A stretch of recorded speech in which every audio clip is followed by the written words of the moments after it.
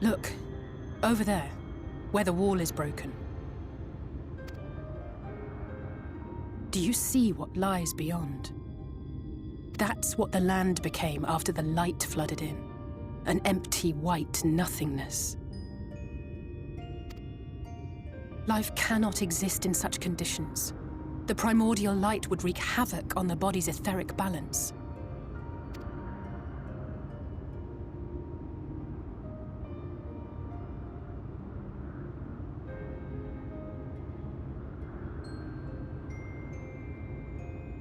That nectarine you bought, it's Halric's favorite fruit.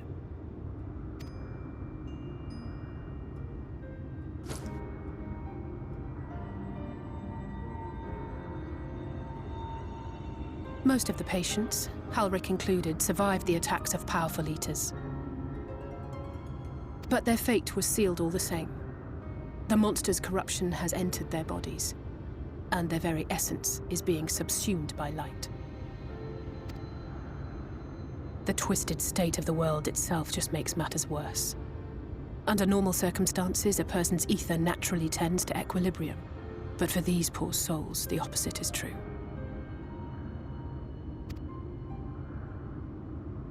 Sooner or later, every single one of them will turn.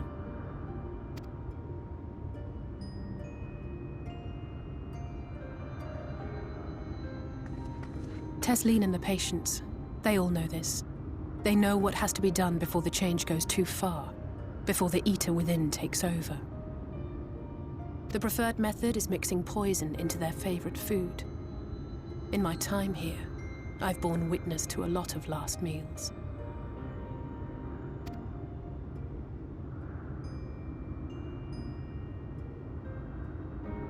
I feel just as helpless as before. No matter how hard I fight, it's never enough.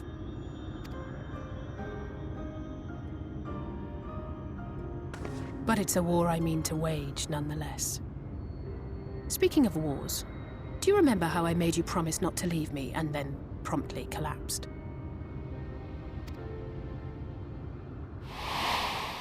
Well, let's just say I had a few choice words for the Exarch concerning the timing of his summons.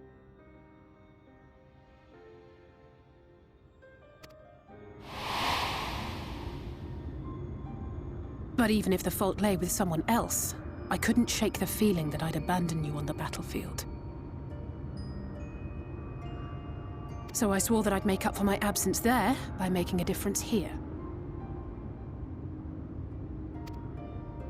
And that's what keeps me moving forward, even when things seem hopeless.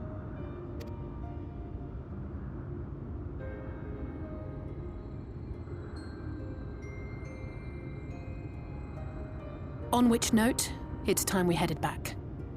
The longer we keep Tesleen waiting, the harder this will be for her.